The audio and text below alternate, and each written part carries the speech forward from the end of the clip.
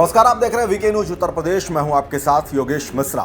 लोकसभा चुनाव में अब कुछ वक्त ही बचा है, लेकिन इन सब के बीच में इंडिया अलायंस और उसके सहयोगी दलों के साथ सीट शेयरिंग को लेकर के आपसी सहमति अभी तक नहीं बन पाई है। इन सबको देखते हुए उत्तर प्रदेश में सपा मुखिया अखिलेश यादव ने सबसे पहले तो कांग्रेस को 11 सीट दिया उन्होंने, और उसके अगले दिन ही समाजवादी पार्टी के कुछ प्रत्याशियों का लिस्ट जारी कर दिया, जिसमें कौन कौन से प्रत्याशी किस जिले से चुनाव लड़ेंगे उसकी उन्होंने जयंत चौधरी के साथ जब सीट शेयरिंग हुई और कांग्रेस को जब सीट दिया, उसके बाद इन प्रत्याशियों का लिस्ट जारी कर दिया।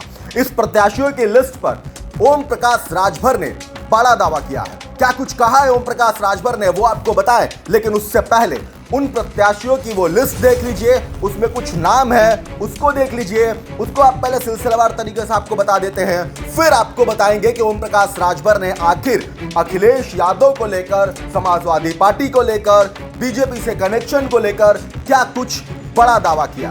स्क्रीन पर आप जिस लिस्ट को देख रहे होंगे, इस लिस्ट में एक नाम पहला आपको जो बताते हैं वो डिंपल यादव का है। क्योंकि डिंपल यादव मैनपुरी से सांसद है और वहीं से उनको चुनाव लड़ने के लिए फिर से अखिलेश यादव ने उनका नाम प्रत्याशियों की लिस्ट में शामिल किया है और वो वहीं से चुनाव लड़ेंगी। जाहिर तौर पे अखिलेश यादव उन पे ज़्यादा भरोसा जता रहे हैं, जिस तरीके से वो चुनाव जीत कर गई हैं, और मैनपुरी एक तरीके से अखिलेश यादव का यानी कि सपा का गढ़ भी है। शफीकुर रहमान बर्क भी संभल से सांसद के तौर पर हैं और फिर से उनको ही इस लिस्ट में शामिल किया गया है। ऐसे कई नाम है, 16 प्रत्याशियों की सूची जारी की गई है। लेकिन यहाँ पे दिक्कत यह है कि आखिर अखिलेश यादव 11 लोगों यानी कि 11 जो कांग्रेस को सीट दे रहे थे, उस पर कांग्रेस की सहमति नहीं है। कांग्रेस इस बात से दरकिनार कर रही है कि अभी अखिलेश यादव के साथ सीट बंटवारे को लेकर के किसी तरह की कोई चर्चा नहीं है और ना ही हमने इस पर अपनी सहमति जाहिर की है। अखिलेश यादव ने उस दिन ट्वीट किया। ट्वीट करने के बाद तत्काल ही कांग्रेस के नेताओं का एक के बाद एक बयान आने शुरू हो गए और उन्होंने इस बात को सीधे तौर पर कह सकते हैं आप, उन्होंने कहा कि भाई इसको लेकर के हमारी कोई सहमति नहीं है। कांग्रेस 11 सीटों पर उत्तर प्रदेश में चुनाव लड़ने वाली नहीं है। इसका मतलब ये तो साफ हो गया कि कांग्रेस की रवैये को देखते हुए, कांग्रेस के स्टैंड को देखते हुए अखिलेश यादव ने अपना रास्ता तय करना शुरू कर दिया है।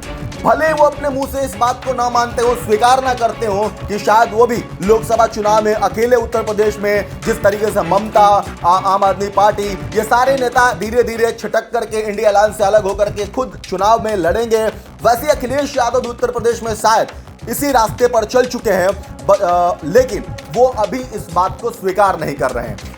16 नाम जो उन्होंने किया इसमें था, लेकिन उस 16 नामों में ऐसा कोई नाम नहीं है जिससे आप देखेंगे कांग्रेस के साथ अगर कोई बातचीत बनती है तो वहां पे कांग्रेस के प्रत्याशी या कांग्रेस कहेगी कि यहां पे ये हमारे लोग चुनाव लड़ेंगे। बड़ी सूझबूझ के साथ अखिलेश यादव ने इन 16 नामों का एक मैसेज देने की कोशिश की है कांग्रेस को। कि नाम भी उन्होंने अपने 16 प्रत्याशियों की जाहिर कर दी, पहले 11 लोगों को 11 सीट देने की बात भी कह दी। इससे मैसेज को एक मैसेज देना है कांग्रेस को।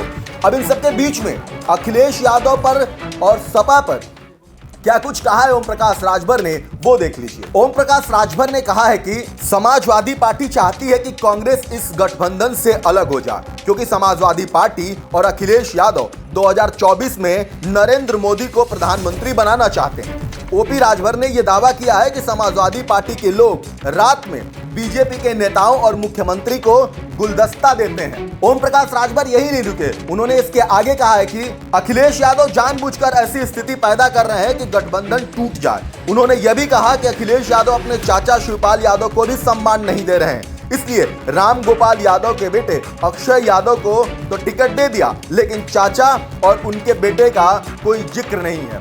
ओम प्रकाश राजभर ने इसके पहले भी जिस तरीके से अखिलेश यादव को लेकर बयान दिया था कि अखिलेश यादव दिन में कुछ और बोलते हैं और रात को बीजेपी के बड़े नेताओं के साथ बैठक करते हैं, बातचीत करते हैं, गुलदस्ता देते हैं, फिर उसी बात को उन्होंने एक बार फिर से चुनाव आने के पहले जैसे ही उन्होंने सीट का ऐलान किया, 16 प्रत्याशियों की सूची जारी की, उसके बाद उन्होंने इस बात को कहा है। और इसके साथ साथ उन्होंने ये भी बड़ा आरोप लगा दिया है कि चूंकि अखिलेश यादव अपने चाचा शिवपाल यादव को कोई वैल्यू नहीं देते हैं। पहले भी आप सबने देखा है जब परिवार में दरार पड़ा था, शिवपाल यादव ने अपनी पार्टी बनाई, इसके बाद फिर उस पार्टी का समाजवादी पार्टी में विलय हो गया जब नेताजी का देहांत हुआ उसके बाद से। लेकिन इन सबके बीच में बड़ी बात यह है कि क्या अखिलेश सच में अपना रास्ता अब अलग तय कर रहे हैं? क्या अखिलेश को इस बात का पता चल गया है कि इंडिया अलायंस के साथ उनका कुछ नहीं होने वाला? क्योंकि उत्तर प्रदेश में अगर किसी को मतलब बीजेपी को अगर कोई पार्टी टक्कर दे सकती है तो वो समाजवादी पार्टी है।